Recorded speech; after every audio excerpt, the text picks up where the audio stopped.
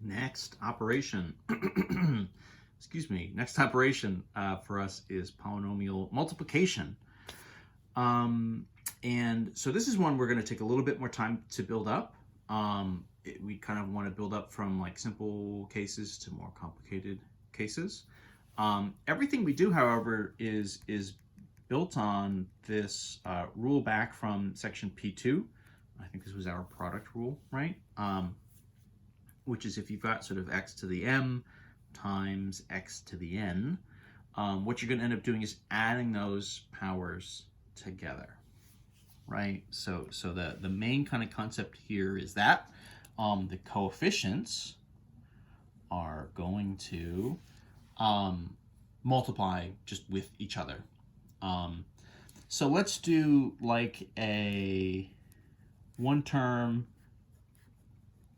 times another one term, right? This is the kind of thing that we did back in P2. So something like 3x to the 4 times, I don't know, 6x cubed or something, right? Relatively straightforward. The whole idea here is you're doing, well, so 3 times 6 would be 18. And then you're doing x to the 4, x cubed. You're doing x, right? 4 plus 3. So this is 18, x to the 7. And that's it, right? And then we're done. So if you have just like a one term times another one term, just like term by term, that's what we're doing. Same thing that we did back in P2. Okay? So that's great. Let's expand it. So then let's do like a single term times a multi-term. So let's recycle this 3x to the 4, but maybe let's expand this second guy. 6x cubed minus 2x squared plus, well, I don't know, 4x or something, right? So what are we going to do here? And the short answer is we're going to distribute and then just sort of keep doing what we did a second ago. So that's the move. It's really just a distribution move. So we're going to distribute and then just multiply term to term, right? So essentially, this is going to be 3x to the 4 times each of those 3 individual terms. So I'm just going to have to kind of write. So this is 3x to the 4 times 6x cubed. We kind of know already, right? That would be 18. X to the 7 minus, right, 3x to the 4 times 2x squared. I gotta carry down when I'm distributing.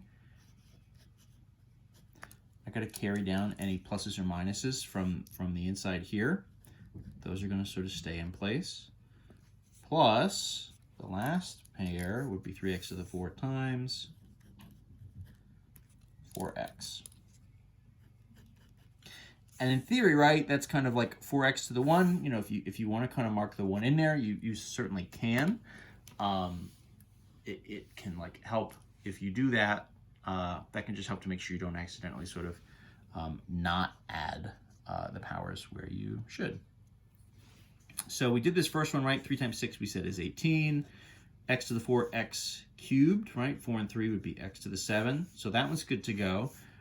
Minus, right? 3 times 2 is 6. X to the 4, x to the 2. 4 plus 2 would be x to the 6. Plus 3 times 4 is 12. And then x to the 4 plus 1 would be x to the 5.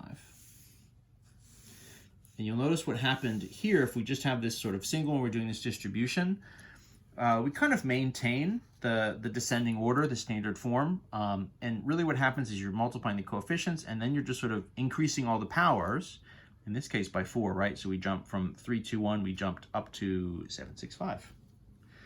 Makes sense when we think about what's happening when we multiply, which is you're adding the powers together. In this case, you're adding 4 to each of them, and then your coefficients are all getting multiplied by 3. So when you distribute, this is the kind of thing that you get, right? You sort of are just going term by term, and pretty much you're good to go. This is still relatively straightforward.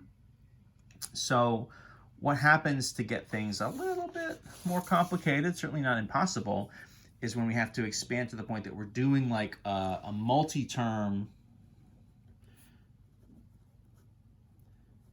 times another multi-term.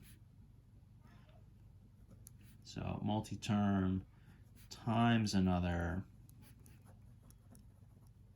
multi-term.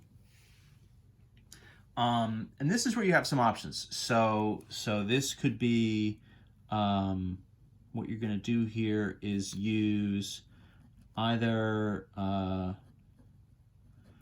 what I call the box method, or for a 2x2, you can use FOIL, which is kind of a mnemonic that helps you just remember the sort of order and the way things distribute.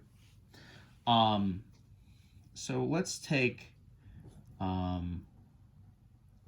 as simple a one as we can get. Let's do a two-term, sort of a 2x2, right? So let's see, 3x squared minus 4x. Let's multiply by 6x cubed minus 2x squared or something, right? So kind of just pulling numbers out of a hat, not really a big deal. So, in theory, you could still kind of do this as a distribution. I can remember sort of being younger and being very literal about this and trying to kind of imagine and visualize what that would look like. So like in theory, you would kind of take this whole thing and you could kind of distribute it to here and then distribute to here. And what you'd need to do from there is then kind of distribute each of those out. But that's all pretty complicated. It's really tough to keep track of. What I like to do is do my sort of distribution and multiply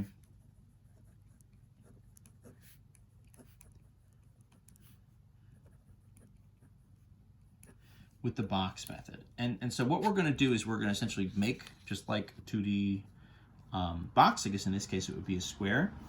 So what I'm going to do is let's do 3x squared minus 4x. So kind of do that on top. And then what we're going to do is do another dimension going down the side, and we'll put the other polynomial there. So that would be 6x cubed and then minus 2x squared. Right, and so what I'm doing is I'm making essentially like a 2x2 box, and so every term I'm going to sort of split and kind of separate from the others. And so I'll do sort of a length and a width.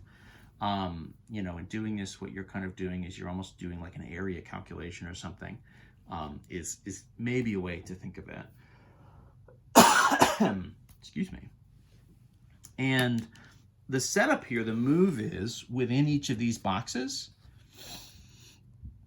So say you start with the 6x cubed, you go across, and wherever the sort of like row and the column intersect, those are the two terms you're going to multiply. So this would be 6x cubed times the 3x squared. So this would be 3x cubed times, 6x cubed times 3x squared. And then for us, right, that would equal 18x to the 5. Right? So we kind of get that in the first box. I maybe should have drawn these boxes a little bit bigger, but that's okay. Over here, this would be 6x cubed times our negative 4x. So that would be negative 24, right? 6 times negative 4 is negative 24. X cubed times x. So that's 3 and 1 would be negative 24, x to the 4. Bottom left. So now we're doing negative 2x squared, right? So now we've shifted to the second term here, and we're just going to go column by column.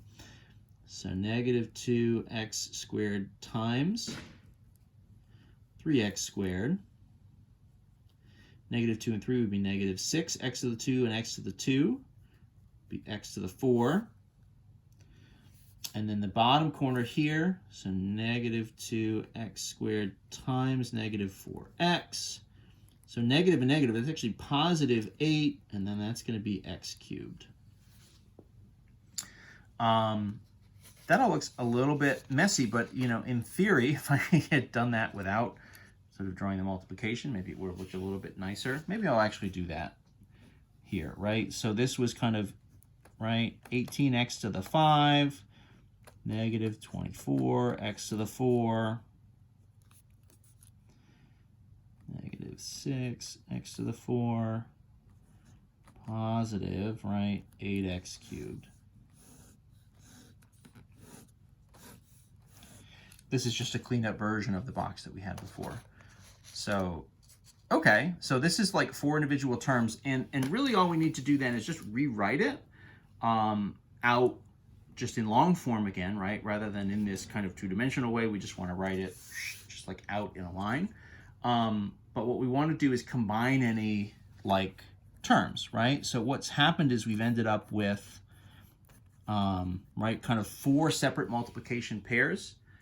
Right? If this was sort of a 2-term times another 2-term, what you get is sort of 2 times 2 is 4 individual multiplications, right? Once we've distributed, and the box just helps us organize that.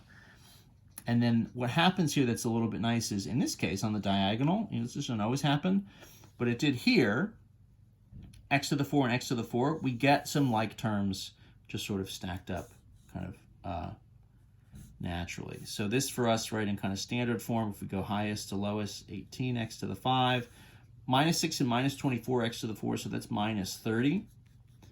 X to the 4 from those 2 on the diagonal, and then plus 8x cubed.